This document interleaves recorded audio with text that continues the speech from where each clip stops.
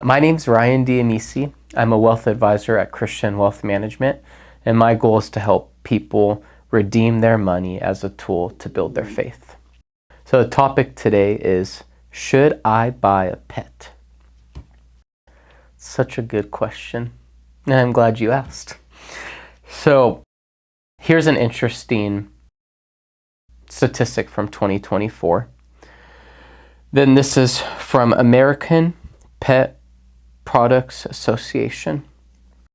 It says that people spent about $800 on average on their dog in 2024.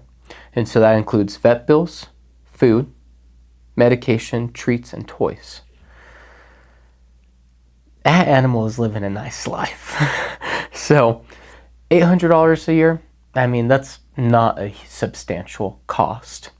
But it would be wise to consider what other costs might be associated with owning a pet.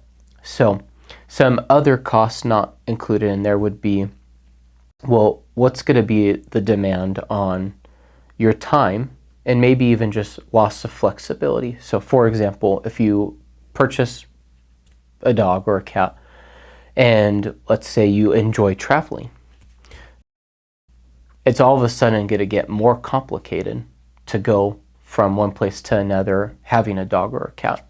Either you got to bring them with you, so it takes more coordination, or there might be different costs or more limiting factors on where you can stay, or you have to pay for a pet sitter. So that's an area of a hidden cost. So the other area to consider would be animals need time. If you're going to take an animal into your home, there's going to be a time commitment. So considering the cost of what that means would be wise. And then the third most practical reason why I don't have an animal in the home is because I like keeping my home clean.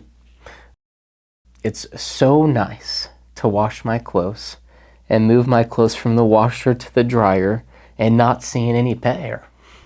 It's a true pleasure. So we know the average costs. We know some hidden costs to consider. And then maybe here's just some good questions to ask yourself before purchasing a pet. First question is, what do you believe God wants you to accomplish with your life? So what's your vision? Proverbs 29:18 says, without prophetic vision, the people cast off restraint. So having a vision, very important. And the second thing you ask yourself, and if you're married, asking your partner, and if you have kids, like reflecting as a family as a whole, would buying a pet help you accomplish what you want out of life, or does it create roadblocks or barriers to what you want to get out of life?